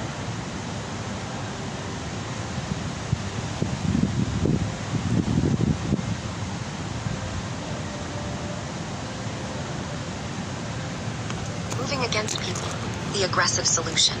Your drive for power, control, and recognition is a magnificent fort built to ensure that you will never be vulnerable, helpless, or taken advantage of ever again. When you feel a desperate need to control every detail of your environment and the actions of those around you, let us look upon that urgency with love. It is the voice of a child who learned the hard way that when things are chaotic, people get hurt. Control is your armor against chaos. You pride yourself on needing absolutely no one, viewing dependency as a dangerous trap. This fierce self-reliance is a noble monument to your resilience, built because those you once depended on let you down. When a small mistake feels like a catastrophic failure that makes you lash out at yourself or others, it's because mistakes threaten your illusion of invulnerability. You became perfect so you could become untouchable. We can learn that mistakes are just proof of life, not cracks in your worth. You view life as a chess match, always anticipating how others might exploit or cross you. This hypervigilant strategy is a brilliant defense against betrayal. Your high standards for everyone around you can feel harsh, but underneath that harshness is a profound anxiety that if standards slip, everything will fall apart. You find it incredibly difficult to say, "I was wrong." Every conversation, game, or project feels like something you must dominate or win. Winning is the oxygen that keeps your basic anxiety at bay. When you feel a flash of irritation or contempt toward people who are vulnerable, weeping, or helpless, you are actually looking at the parts of yourself that you had to exile to survive. Anger is your immediate go-to emotion because it feels powerful and active, whereas grief, fear, and loneliness feel soft and dangerous. Your anger is a bodyguard. Let us thank the bodyguard for its service, and see if it can step aside so we can comfort the crying child behind it. You chase titles, achievements, and status with an insatiable hunger. This search for glory is a beautiful attempt to create an external identity, so bright that no one can see the old feelings of insignificance. You assume everyone has an ulterior motive, and that altruism is a myth. This protective cynicism keeps you from being blindsided by disappointment. You walk into a space and immediately take charge, directing traffic and making decisions. You do this because waiting for someone else to lead feels like waiting to be dropped. You reject others before they have the chance to reject you, cutting ties cleanly and coldly at the first sign of distance. This keeps you in the active seat. You fill your schedule to the absolute brim, treating rest as a sign of laziness or defeat. This relentless motion keeps you ahead of the quiet anxieties that chase you when you stop. Your boundaries are built like stone walls with spikes on top. You tell your story of hardship with a cold, triumphant pride, emphasizing how it made you tough. It did make you tough, and that is worth honoring, but it also hurt you deeply. You are allowed to mourn the childhood you lost, not just celebrate surviving it. You push people's buttons, create arguments, or create drama unconsciously to test if they will leave you. You feel most alive when you are overcoming an obstacle, defeating an opponent, or mastering a difficult system. You speak with absolute conviction, rarely showing doubt or hesitation. You keep relationships focused on shared activities, work, or physical connection, steering away from deep emotional disclosures. You find yourself frequently engulfed in righteous anger over injustices or incompetence. This anger allows you to feel morally superior and powerful, which compensates for a hidden, deep-seated sense of unfairness regarding your own life. When someone offers you advice, your immediate impulse is to dismiss it or prove why it won't work. To accept advice feels like admitting inferiority or losing autonomy. When you do share something personal, it is carefully curated, a past struggle that you have already conquered and repackaged beautifully. This allows you to appear human without actually risking being seen in your current, messy, unresolved realities. Your sharp humor and sarcastic wit are incredibly entertaining, but they are also used to keep people at a safe distance and poke holes in their armor before they can poke holes in yours. You will carry a heavy couch up 3 flights of stairs alone before you ask a neighbor for a hand. Asking feels like begging. You worry that if you agree with your partner or compromise, you're letting them dominate you. Compromise feels like defeat in your aggressive script. You use logic, vocabulary, and intellectual arguments like a fencing foil to win debates in personal relationships. I see your brilliant mind at work. Let us remember that hearts cannot be debated into loving or staying. Behind your tough, no-nonsense exterior lies a deeply hidden, fiercely protected sentimentality, perhaps a secret collection of old letters, poetry, or a deep love for animals. This soft underbelly is your true gold. You expect your loved ones to be flawlessly loyal, perfectly intuitive, and completely reliable, lashing out when they fall short. This high expectation is a desperate plea to ensure you are absolutely safe from abandonment. Your posture and demeanor are unyielding, as if you are always ready for a collision. This protective stance has kept you unbroken through many storms. Let us find out how delicious it feels to bend like a willow tree. Your tough exterior, your control and dominance mask deep vulnerability. You attack first so the world cannot hurt you. Your drive for success. You chase achievement to prove your worth. You need external validation to quiet inner doubts. Your distrust of others. You assume the world is a hostile jungle. Exploiting situations feels safer than trusting anyone. Your perfectionism. You demand flawlessness from yourself and others. This shields you from feeling inadequate or weak. AI referencing K-Horny TQ 3385. Moving against people, the aggressive solution. Your drive for power, control, and recognition is a magnificent fort built to... Let me check that. Rain, due to the rain, let me move it over here for a second. Let's get a song back up here. Yeah, while that was reading out, I was thinking about that scene there. A lot of people treat their pets like little children almost, right? Very possessive. So she might, or either that, maybe she was afraid I would take maybe she thought like that. No, I'm not going to take any chance. Because I heard about that, people with the pets. Okay, let's, I haven't played this in a long time. Oh, let's play this, okay.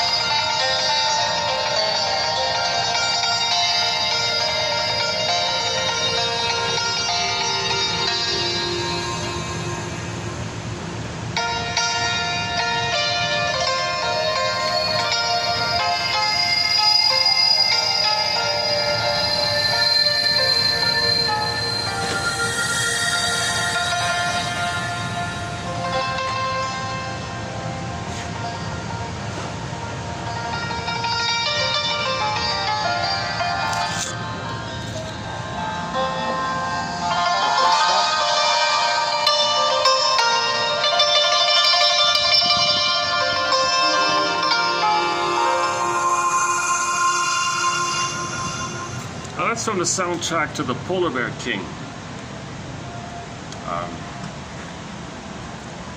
It's in reference to the fairy tale White Bear King Valamon, but they don't really cover the fairy tale. It's just named after it, the white bear, the Polar King.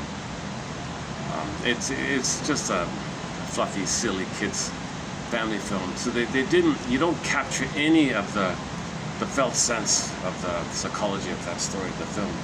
But it's a good fairy tale, White Bear King Valamon. Discussed a few. Okay, so leave it there for the bully, the bully topic, moving against people. So it's meant to have a little empathy like that, so we can understand why people are like that, maybe. Maybe I can dig up that Enneagram. Maybe, hang on a second, let me try the. Let me dig up one of the Enneagram images here. Hold on a second, Enneagram. E-N-N-A. Enneagram. Yeah, okay. So you just type in Enneagram.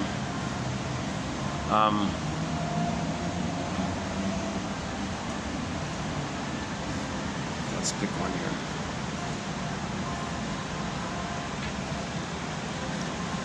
Okay, so you see number 8, right? So we talked about 8 on the Enneagram, the controller it calls here. But notice how the 8 links to the 2 and the 5. So you see the 8, the 8, the line going down from the 8 to the 5. The 5 is the schizoid, right? The turtle. What's it called here? Quiet specialist. Okay, the professor kind of thing. So quiet specialist, schizoid, hides in his books kind of thing. So there's the turtle one, withdraw. So the 5 moves away from people, away. Now the line means nobody's perfectly a 5 or 8, totally. Everybody has little bits of everything here. But the idea on the Enneagram is that if the 8 is very stressed out and he can't be a bully, he'll withdraw and hide. Now when he feels safe, he'll go back to being a bully. And the 5, if he feels safe, he might start to be a little more bullying. Otherwise, he'll go back to the 5 idea. Now the 8, okay, the 5, 8, and 2, right? Oh, this. Hang on a sec. Oh, that's not the usual one. Oh my goodness! Oh, that's not even right. That's not even correct. Oh my God. 5, 8, 2.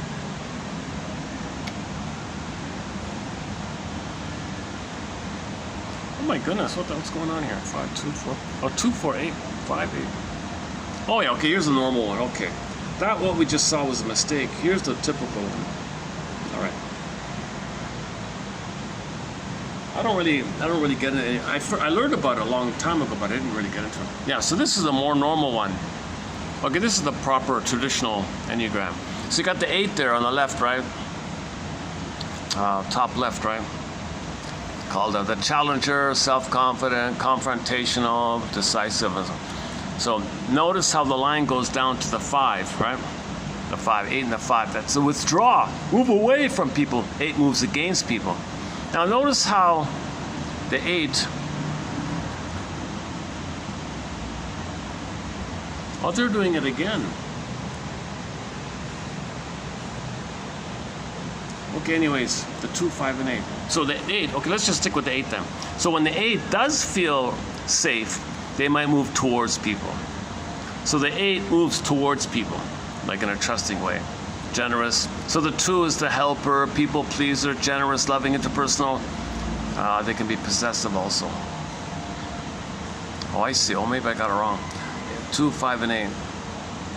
So anyways, you can see the line there between the 8 being against, the 2 moving towards, and the 5 moving away.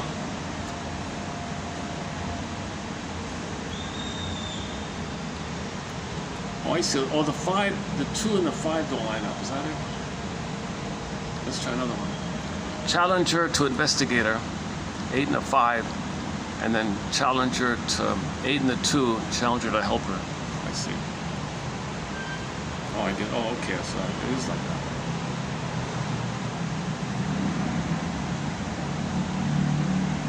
8. Okay, the bossy is the 8. You see the arrow? Okay, there's the arrow, right? So under the arrow points it down to the 5. The observer, the thinker, the withdraw. So that when they feel stressed, they can't be a bully, then they withdraw and observe, right? See, it's more about the. They're not showing you the arrows properly here. You gotta get to the books. Okay, all they're showing you here is the 8 under stress goes to the 5, but they're not showing you that the 8, when he feels safe, he moves more towards the 2.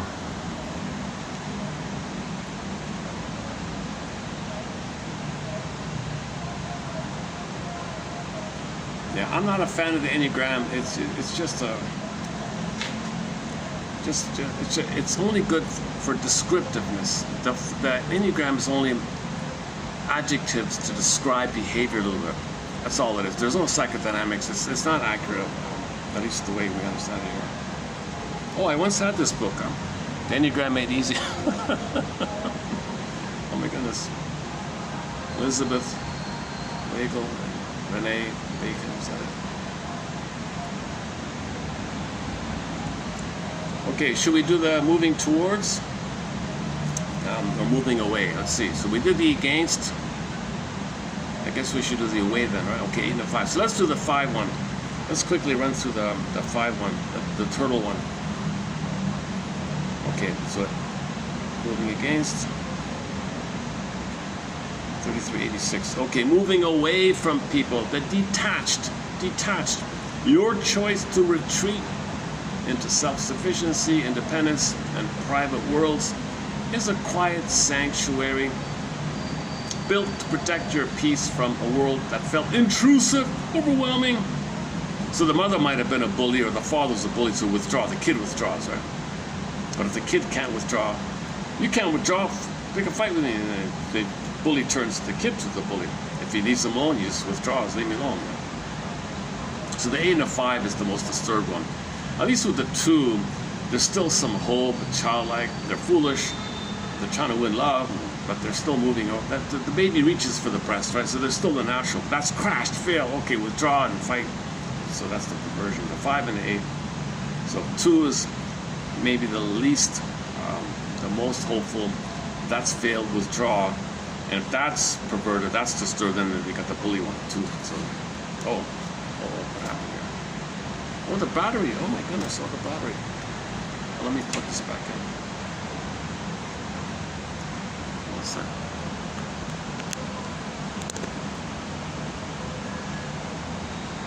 Oh, stop right. Oh, it's just a little drizzle, right?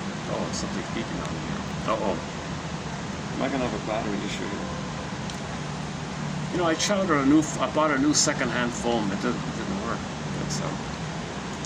I tried to film it. It has delay. Like you see a huge delay between the speaking and the movement of the speaking.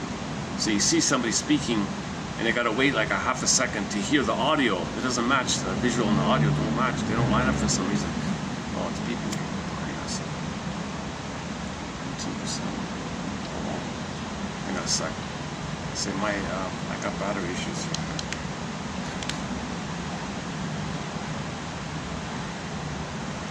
Give me a second.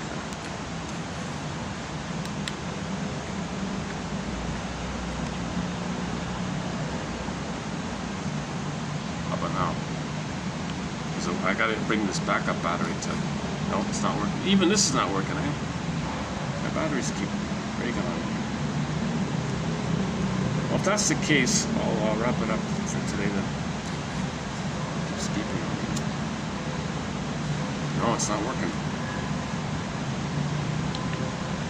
Yeah, I'm having an off day today. Today's not one of my. I had a good one yesterday. Today with the public rejection. I think I misread that. I forgot how possessive people are of their little pets. And a stranger touching my pig. Oh no, that's my pet. That's my child's pet. The kid was okay. The kid said, sure. The mother freaked out on me.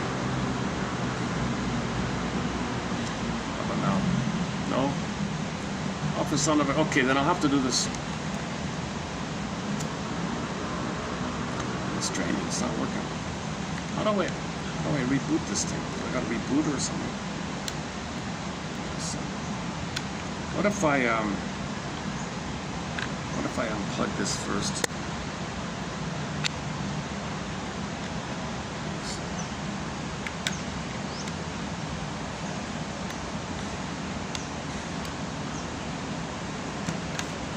Then plug it back in.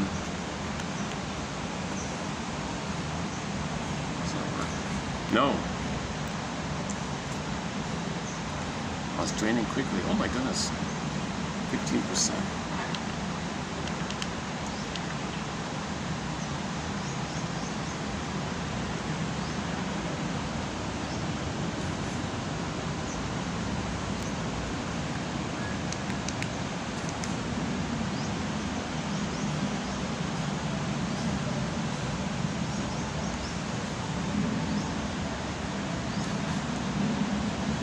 My phone's freaking out here. My phone's really on the lap. I've had this little mini phone for the past 6 years. It's been a great... I'm surprised I got this much mileage out of it. I bought the phone I'm using secondhand, and it gave me 6 years. 3 continents.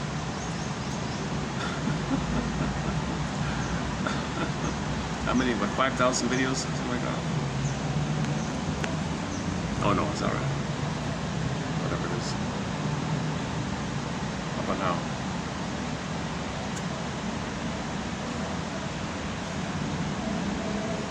I can't see the thing. 14%.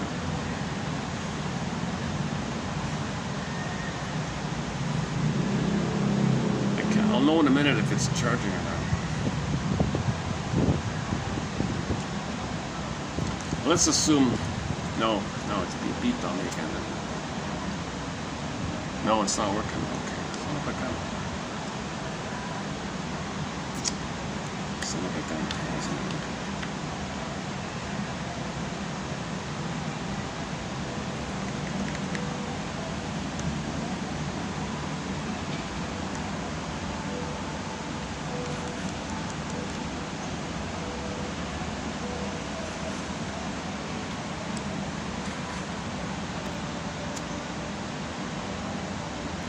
Just keeps draining.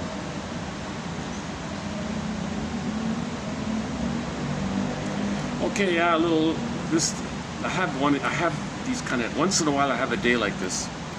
Okay, I've only got barely 5 minutes left here, so we'll have to. In the next video, we'll do the moving away one and the moving towards one.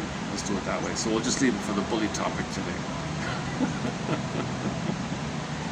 Oh, the song should be Repressed Hostility Blues. Yeah, let's play it. So it's about a bully who had no one to bully. He felt sad. He was sad. He had the blues. I feel sad. I've got no one to bully. I've got the repressed hostility blues. Oh my God.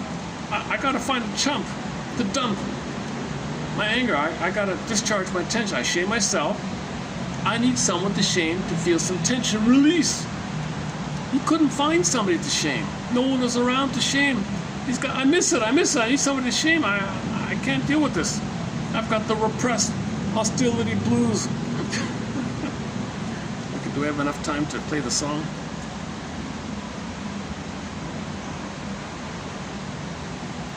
Okay, let's end up with Katie Lee.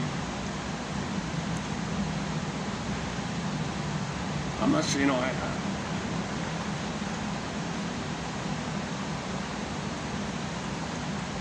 let's just play the first part of the song, and I'll hit the stop button. I have to close it before the battery shuts out, otherwise it'll be a... I don't mind losing this video today. It's actually, it's okay. I can redo this one. Oh, jeez, what is it? Do you hear the beeping? I hear the thing keeps buzzing on me. Oh, I see. Every time it drops a percent. It drops, is that it? I've got those repressed hostility blues. Where is it here? Katie Lee, where are you?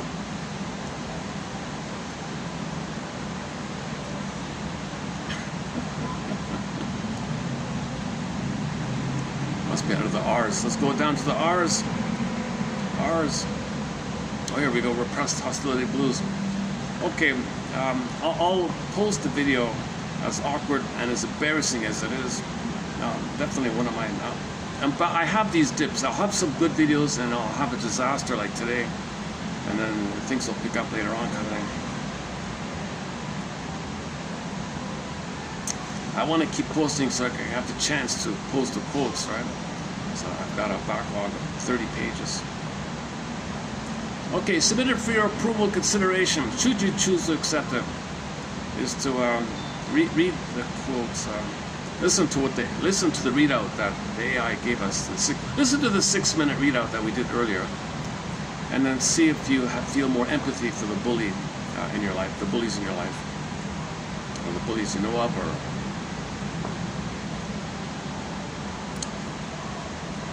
And but don't feel sorry if they have the repressed hostility blues.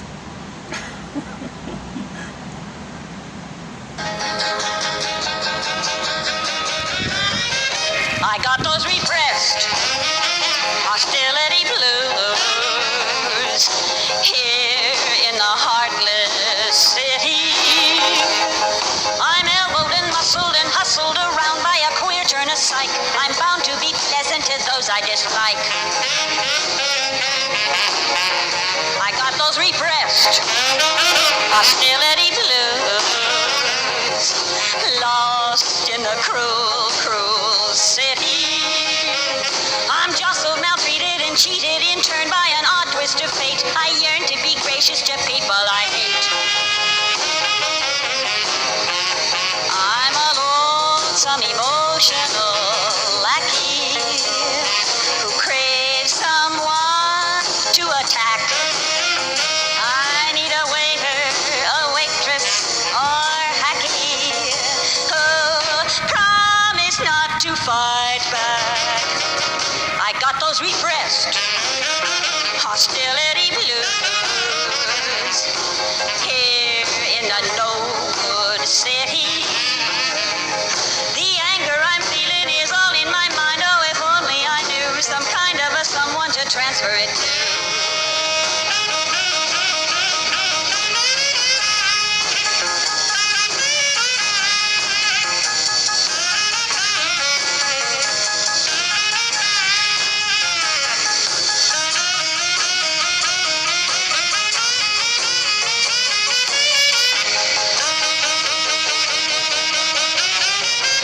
I got those repressed hostility blues here in the no-good city.